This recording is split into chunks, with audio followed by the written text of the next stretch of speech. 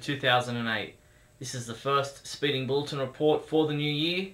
My name's Steve Younis from supermanhomepage.com, and here's all the Superman news for the week December 28th, 2007 to January 3rd, 2008. With the New Year celebrations this week, there's hardly any movie or TV news to speak of in the world of Superman, but there was an interesting news item. A web blog posted by Ann Thompson from Variety.com reports that Bryan Singer is highly unlikely to take on the next Superman movie, and that the JLA movie is likely to be delayed by the writer's strike. Now, bear in mind that she's used words unlikely and likely to give her opinion, so it's basically just speculation on behalf of Ann Thompson, and there is no official news on either of those two movies, whether or not they're going ahead or what's happening there, so take that with a grain of salt. Last month we discovered that a fake Superman-Batman billboard had been inserted into the movie I Am Legend starring Will Smith. This week we discovered that the Disney movie Enchanted shows a Superman Returns billboard, and you can see the billboard behind James Marsden, who played Richard White in Superman Returns and plays Prince Edward in Enchanted. At this point in time, next new episode of Smallville is tentatively scheduled to air on Thursday, January 31st. Beyond that, there's no other Superman news for movies or TV. In comics news, Comic-Con's The Pulse published an interview with artist Frank Quitely in which he discusses his work on All-Star Superman, including how he came on board the series. You can see the complete interview online. Comic books reviewed at the Superman homepage this week include, held over from last week's comics, Michael Bailey reviewed Superman Batman number 44, giving it a 4 out of 5, saying, "After more than a year of reading stories that I disliked to one extreme or another, I am jazzed about this book again." Michael also reviewed Justice League of America number 16, giving the A Brief Tangent story a 3 out of 5 and the Soup Kitchen story a 4 out of 5. Action Comics 860 was reviewed by Adam DeChannel, who said, "Where Camelot Falls sunk to the bottom of the ocean, Superman and the Legion of Superheroes soars to new heights." He rated the book a 5 out of 5. Neal Bailey reviewed 52 Aftermath 4 Horsemen number 5, giving it a solid 5 out of 5, saying, "Flat out, this is awesome." Neal also reviewed Death of the New Gods number 4, giving it a 3 out of 5, stating, "The story continues along at a pace I enjoy, but there were a few major issues that totally drug me out of the story."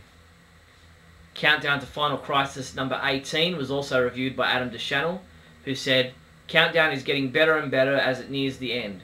He gave the issue a 4 out of 5.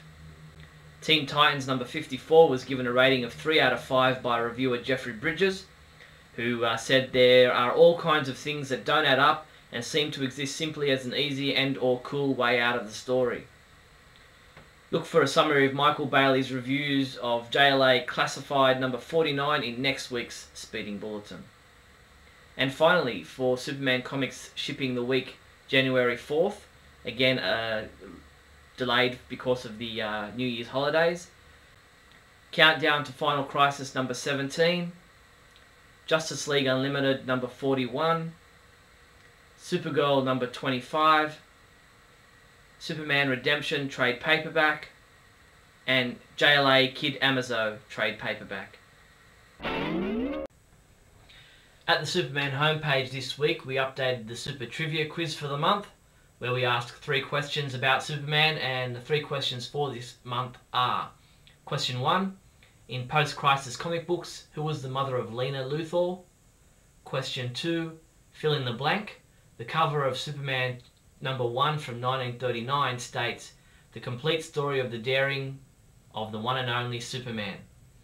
Question 3, in Superman Returns, Lois asks a co-worker how many F's there are in which word. If you think you can answer all 3 questions correctly, visit the website now to submit your answers. Superman homepage reviewer James Lance continues our retro reviews, reviewing story arcs from the 1940s Superman radio series. This time he reviews the Grayson submarine saga, which sees Superman trying to steal back an American submarine from the hands of enemy forces. Speaking of retro reviews, Scotty V returns after a few months away to continue reviewing episodes from the 1980s Superboy TV series. This time he reviews the 6th episode of Season 1 titled Bringing Down the House, which sees Superboy up against a crazed man who wants to take over an amusement park.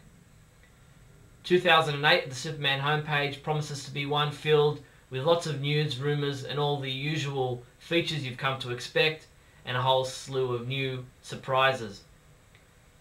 More importantly, 2008 is Superman's 70th anniversary, so we can all look forward to a huge year for the Man of Steel, and you can be sure the Superman homepage will be covering all those events. So that's all the news for Superman fans for the week December 28th to January 3rd. My name is Steve Younis from supermanhomepage.com. See you next week.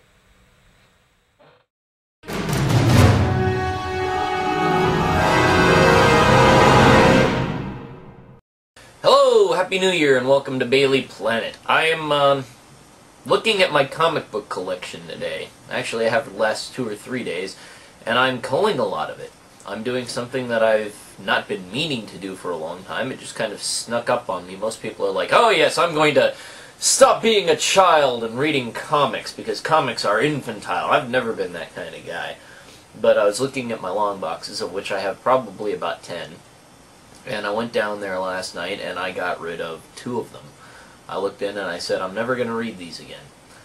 And I'm never going to look at these again. And it's kind of sad, because what I used to do is I used to take all my Superman runs, you know, with the triangle numberings, if you will, and I'd go through 3-4 years, and I'd just sit and I'd read them all in a row over the course of several days. And I didn't get rid of any Superman comics, but I got rid of a lot of stunt events and things that I remember were bad writing that I kept simply for nostalgia value. The thing that spurred this on was this comic book. It is, if you can't see it, the Amazing Spider-Man issue where they basically wiped Mary Jane and Peter's marriage away with a deal with the devil. Now what does this have to do with Superman? Well, it's just part of a general decline in storytelling that I've seen in comics ever since '52. And it's driven me away from the medium. It's basically taken a captive audience and said to them, hey, we have you captive, so we're going to do a lot of crazy things that aren't written very well that you'll just take because it's shocking. And that used to work. It really did. I don't know why it doesn't work anymore. Mainly because I'm guessing there was a lot more thought put into it into the past. Like, hey, let's do this. Hey, let's do this. Now it's like, who are we killing that's already been killed this week? And how can we just totally upset the status quo without any real rational reason? The complete opposite of what seemed to be going into Infinite Crisis in '52. So yeah, 2 long boxes gone. I'm going to probably throw them on eBay or give them away to some needy kids. But the point being, this kind of thing is driving people away from comics. Even long-time, die-hard people whose job it is to read comics like me. So DC and Marvel, that's a pretty good heads up. Keep publishing good work like this, the Crime Bible, which should have been called The Question. Or I will go to this, books, which have a lot of character and are cheaper.